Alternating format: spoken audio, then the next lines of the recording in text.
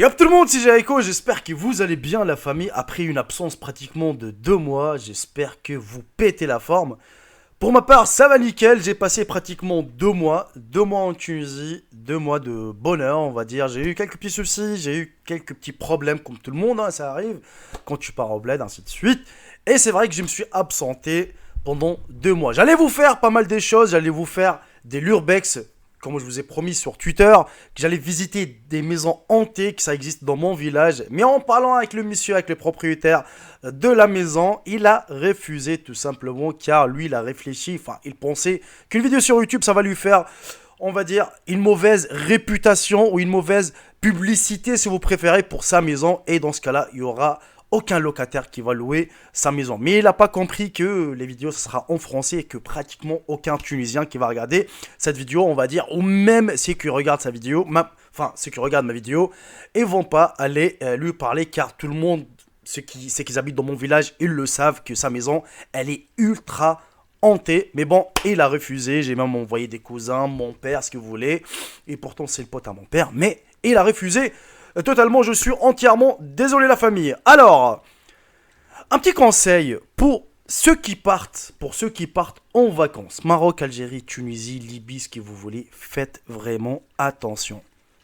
Quand je vous dis qu'on n'est plus en sécurité nulle part, moi je l'ai vécu dans mon propre pays, que j'ai vécu là-bas pendant 18 ans. Et je pars chaque année, soit pendant l'hiver, soit l'été. Mais cette année, j'ai vécu le pire. Et pourtant, j'ai l'habitude de prendre en stop des personnes. Soit avec ma femme, soit avec mes potes, soit même tout seul quand je vois quelqu'un qui fait un stop. Pour moi, voilà, en plus, quand il fait chaud, 35, 40 degrés, voilà, quand tu fais la personne qui transpire et tout, tu te dis, vas-y, tu peux te garer, tu peux la prendre à sa destination, surtout quand tu as une voiture climatisée et tout. Et même, parfois, tu as des pauvres qui commencent à me raconter leur vie, je leur donne un petit billet. Ça, c'est entre moi et mon Dieu, que voilà, je vais pas vous raconter le détail, mais c'est ce que je fais d'habitude. Voilà, quand je vois quelqu'un qui est en galère, soit un gendarme, soit un policier, ou même une personne normale, une personne pauvre ou riche, qui fait un stop, je le prends avec moi. Mais la famille, ça fait 2 semaines de ça. J'ai vécu le pire cauchemar dans ma vie. Et surtout, j'étais accompagné avec ma femme et mes enfants. En allant à Djerba. Peut-être vous le savez, peut-être vous le savez pas. J'habite à Gabès en Tunisie. Je suis pas loin de Djerba. Allez, on va dire, il y a quoi? Il y a 40-50 km pour aller à Djerba. Pour prendre le petit bateau. Et là, la famille. Quand je me rappelle de cette personne... Franchement, quand tu le vois, il a l'air d'une personne normale. Je vais pas dire le mot, vous le connaissez tous. C'est qui font du mal aux gens, c'est qui font du mal partout en France, en Europe, c'est qui font la terreur de partout. Et ben en fait, cette personne, il faisait partie de cette communauté.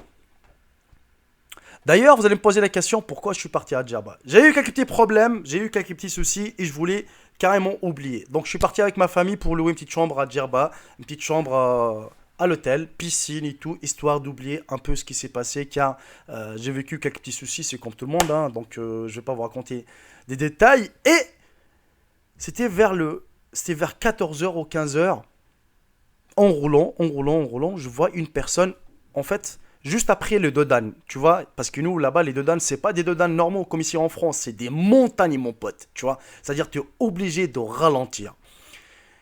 J'ai ralenti, j'ai dit à ma femme, je dis, tiens, cette personne, franchement, ça se voit qu'il est pauvre, en plus, il avait un sac, tu sais, un sac en plastique, quoi, mais je sais même pas il y a quoi dedans. Normalement, quand tu fais un stop, normalement, tu poses la question à la personne, qu'est-ce que vous avez dans le sac? Peut-être qu'il a ses vêtements, je sais pas.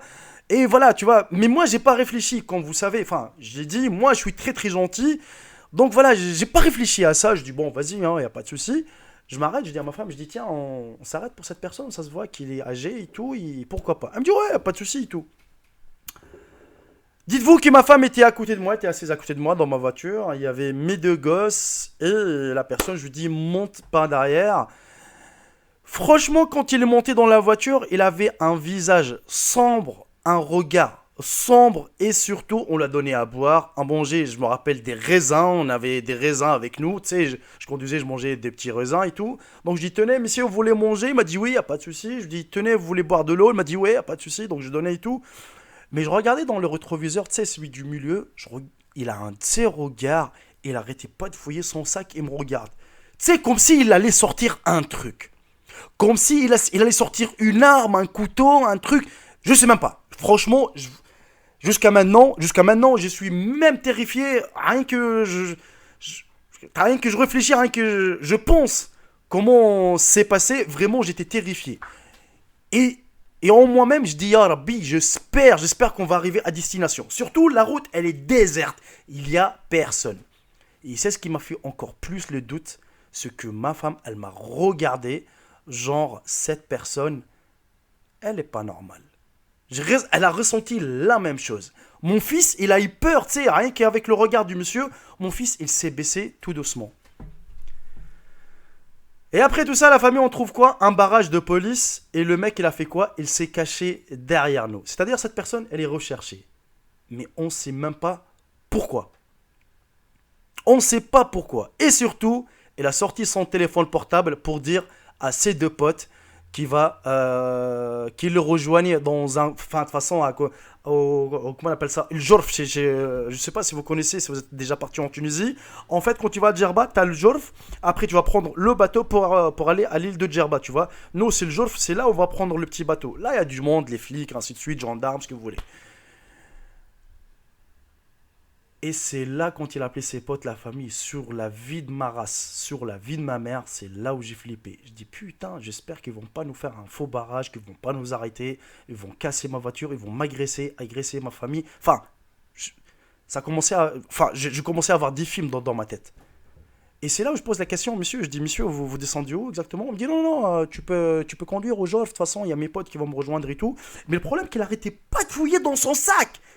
Il arrêtait pas de... En plus, j'entends comme s'il y a quelque chose de métallique dedans, tu vois. C'est flippant, je vous jure, c'est flippant. C'est flippant. À un moment donné, j'ai dit, excusez-moi monsieur, je dois vous arrêter ici parce que je dois prendre deux de mes potes juste devant. Est-ce que ça vous dérange pas? Il me dit non, non, tu me déposes. Tu sais, genre, il me donne 2 ordres. Il me dit non, non, non, tu me déposes. Tu me déposes, il me dit. Je fais non, non, non, j'ai des potes à récupérer ici, dans ce petit coin-là. Là, ils vont sortir. Et c'est là on commençait à se clasher, tu sais, genre, tu descends, il me dit non, non, je descends pas. Je dis non, tu descends, il me dit non, je descends pas, je t'ai dit. Et c'est là quand il s'est accroché sur la vie de ma mère. Heureusement, j'avais une bombe à lacrymogène juste à côté de moi. Je l'ai sorti, je dis maintenant tu sors ou je te gaze. C'est là où il est sorti avec son sac et il a claqué la porte super fort. Je sais pas, j'ai vu dans le rétroviseur, il commençait à fouiller son sac pour sortir un truc.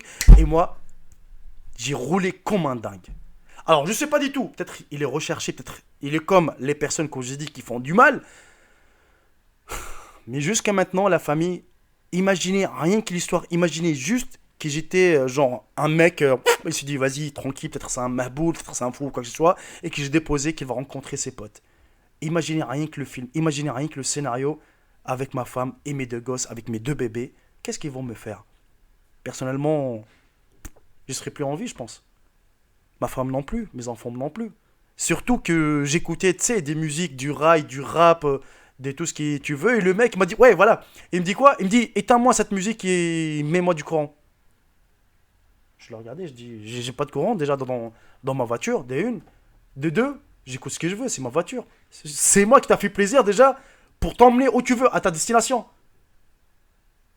Et je vous jure, rien que je me rappelle de cette histoire, je commence à trembler. C'est un truc de... Ça m'a jamais arrivé dans ma vie, mais on m'avait déjà raconté, on m'a dit, fais gaffe à ce que tu fais monter dans ta voiture. Et moi, je dis, je m'en fous, je dis, il y a du monde partout, il y a des flics partout. T'imagines, le mec, il te sort un truc, il te dit, vas-y, tu descends ici, il va prendre la voiture, il va te faire n'importe quoi. Surtout quand tu es tout seul. Wallah, faites gaffe. Ça, c'est un message à tous les touristes, c'est qu'ils vont louer des voitures là-bas, ou c'est qu'ils ont des voitures là-bas, mais qui vont juste au bled, quoi, tu vois. Ne faites monter personne. Déjà, quand tu vois les flics, quand ils arrêtent les taxis, tous les cars, tous les bus, ils les arrêtent, ils les fouillent une par une, pièce d'identité, un par un. C'est là où tu comprends. Et moi, je fais monter tout le monde. Allez, vas-y, monte, frère, vas-y. Il fait 50 degrés dehors. Allez, vas-y, je te dépose. Oh, comme s'il y a un taxi. Mais non. La prochaine fois, je ne répéterai plus cette putain d'erreur. Voilà, la famille, je voulais vous raconter juste cette petite histoire, ce qui m'est arrivé, ça fait 2 semaines en arrière, en allant à Djerba, juste pour se balader, juste pour oublier un peu le stress, un peu les petits soucis, quoi, tu vois. Mais je ne répéterai plus cette merde. Je ne répéterai plus ça. Eh oui, la famille. Sur ce, la famille, j'espère que vous allez bien de votre côté. Racontez-moi si vous avez eu de quelques petits soucis, ou si vous avez eu de quelques histoires assez bizarres, assez étranges cette année. Et je vais lire tous vos commentaires. N'hésitez surtout pas de partager cette vidéo à vos familles, à vos potes, à vos proches, et de mettre un bon petit j'aime, comme d'habitude. C'est la récompense. Sur ce, je vous embrasse tous. Et puis, je vous dis à très très bientôt pour 10 nouvelles vidéos. Et oui, car là, je vais reprendre le rythme d'une vidéo pratiquement par jour. Bisous à tout le monde. Salut tout le monde. C'était Jericho. Bye bye. Ciao, ciao.